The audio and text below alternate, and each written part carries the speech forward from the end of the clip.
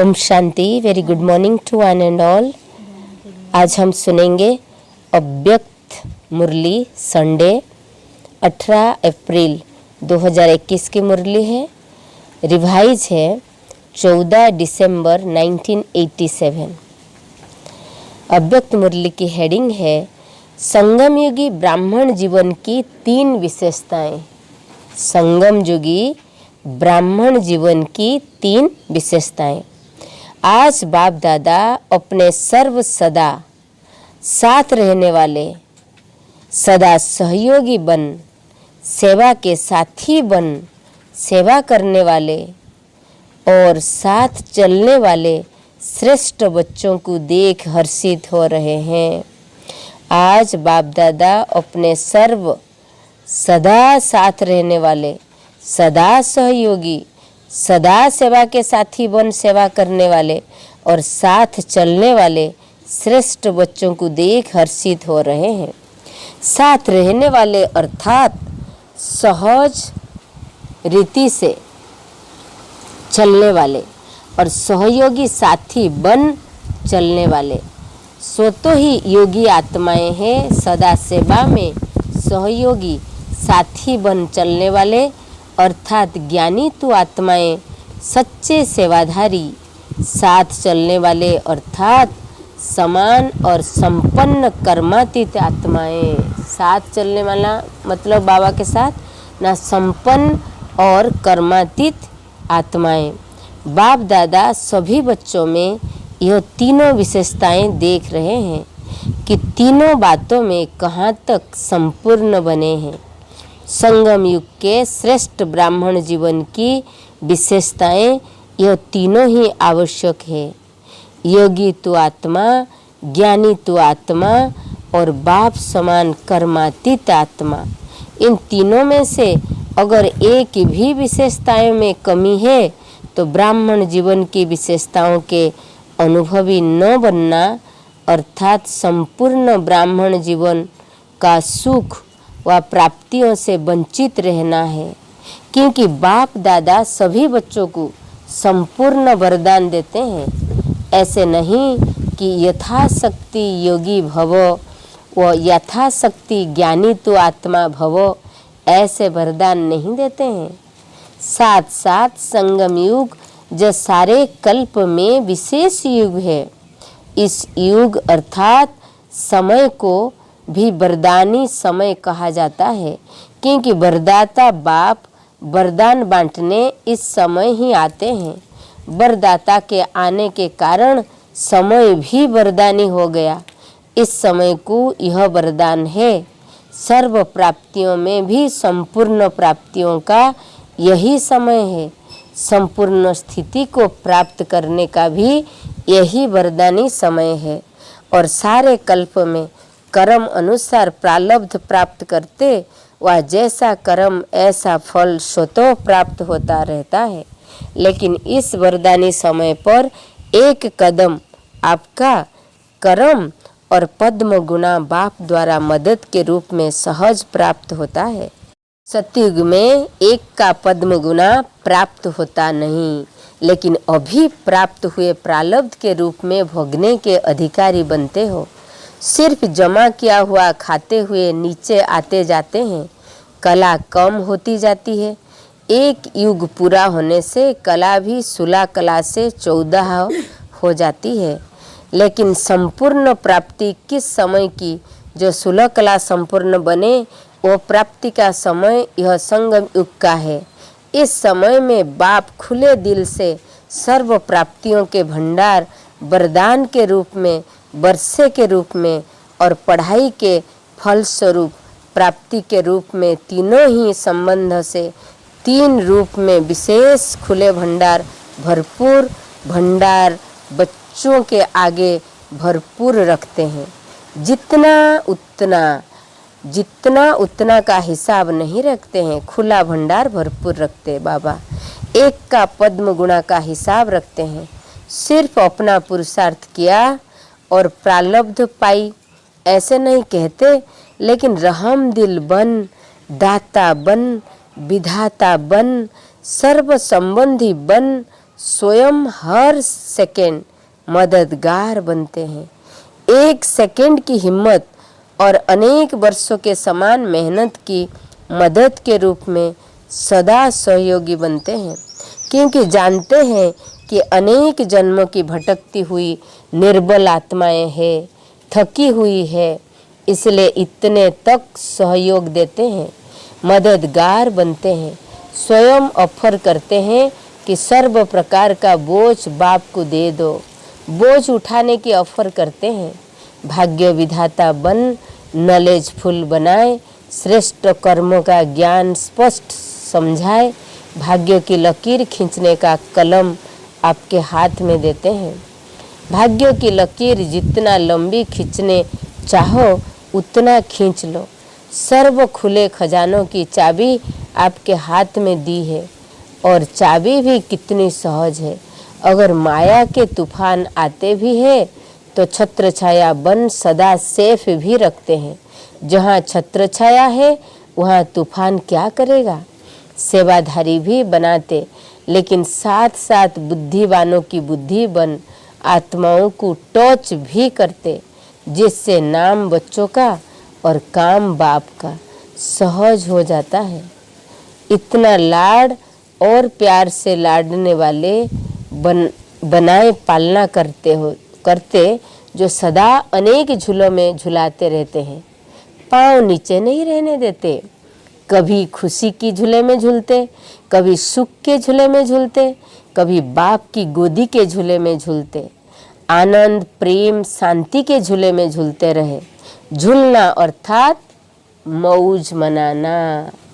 यह सर्व प्राप्तियां इस वरदानी समय की विशेषता है। ये जो आनंद की झूला, खुशी की झूला, ये सब क्या है ना, ये संगम की प्राप्तियां वरदान में मिला है बाप भगवान से, ये प्राप्तियां हैं। वरदाता विधाता होने के कारण, बाप और सर्व संबंध निभाने के कारण बाप सदा रहमदिल है। एक का पदम देने की विधि इस समय की है।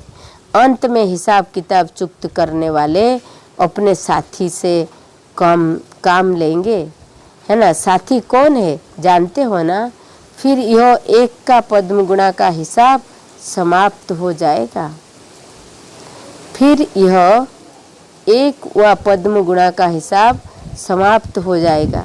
अभी रहमदिल है, फिर हिसाब किताब शुरू होगा। इस समय तो माफ़ भी कर देते हैं, कड़ी भूल को भी माफ़ कर और ही मददगार बन आगे उड़ाते हैं। सिर्फ दिल से महसूस करना अर्थात माफ़ होना। जैसे दुनिया वाले माफ़ी लेते हैं, यहाँ उस रीति से माफ़ी नहीं लेनी होती। महसूसता की विधि ही माफ़ी है। तो दिल से महसूस करना किसके कहने से या समय पर चलाने के लक्ष्य से यह माफ़ी मंजूर नहीं होती। कई बच्चे चतुर भी होते हैं, वातावरण देखते हैं तो कहते अभी तो महसूस कर लो, माफ़ी ले लो, आगे देखेंगे। लेकिन बाप भी नॉलेजफुल है, तो जानते हैं, फिर मुस्कुराते छोड़ देते हैं, लेकिन माफ़ी मंजूर नहीं करते।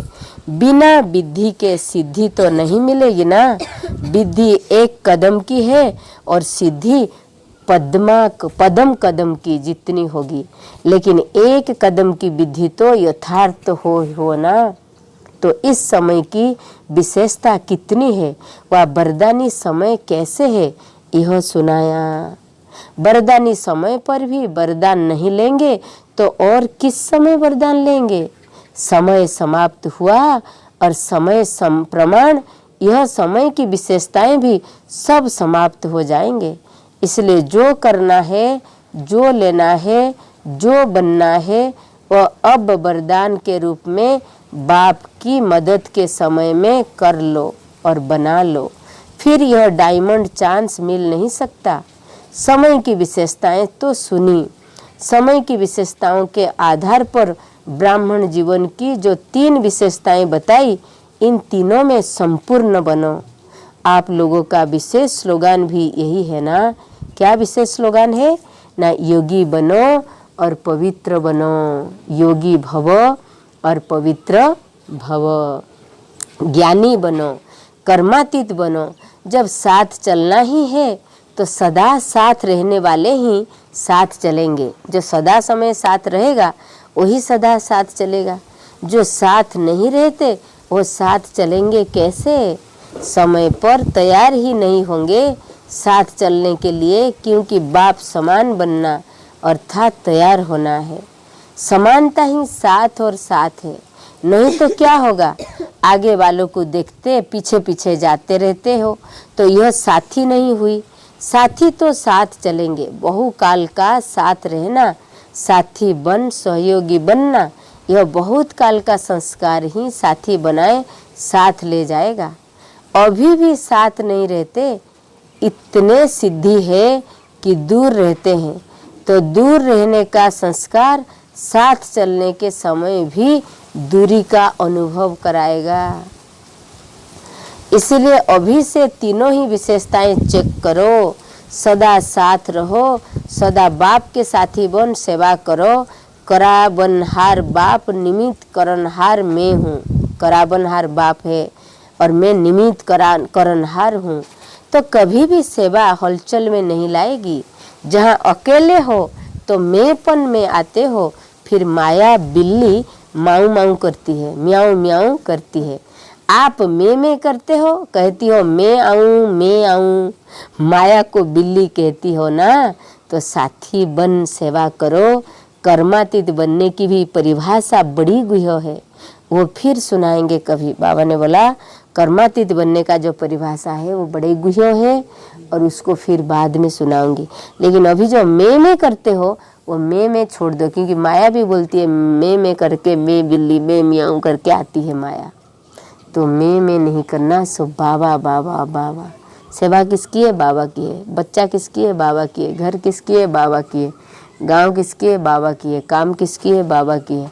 सब कुछ बाबा की करते जाओ। आज सिर्फ यह 3 बातें चेक करो। समय की विशेषताओं का लाभ कहाँ तक प्राप्त किया है, क्योंकि समय का महत्व जानना अर्थात महान बनना, स्वयं को जानना, बाप को जानना, जितना यह महत्व का है ऐसे समय को जानना है। ऐसे समय को जाननी है।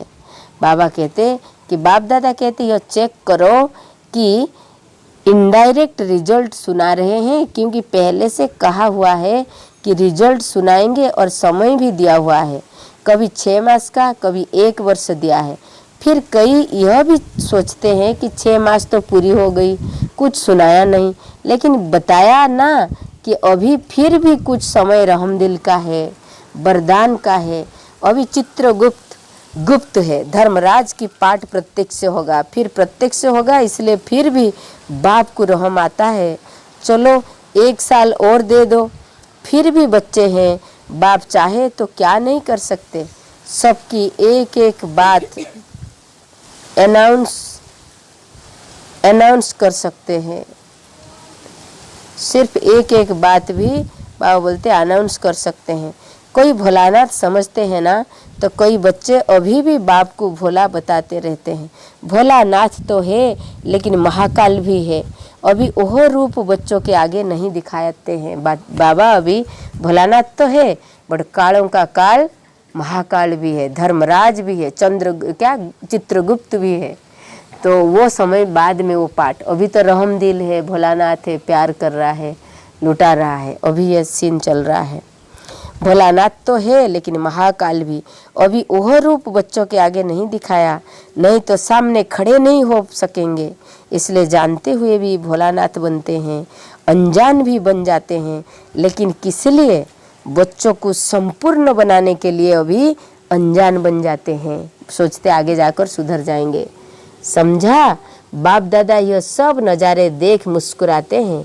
क्या क्या खेल करते हैं बच्चे, सब देखते रहते हैं। इसलिए ब्राह्मण जीवन की विशेषताओं को स्वयं में चेक करो और स्वयं को संपन्न बनाओ।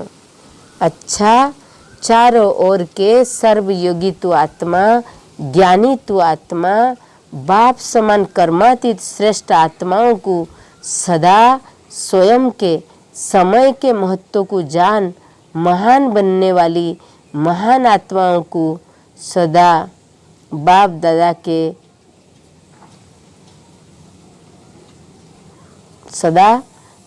दादा के दिल तखत नसीन, सदा बाप के सर्व संबंधों का प्राप्तियों का लाभ लेने वाले समझदार विशाल बुद्धि स्वच्छ बुद्धि सदा पावन बच्चों को बाप दादा का याद प्यार और नमस्ते।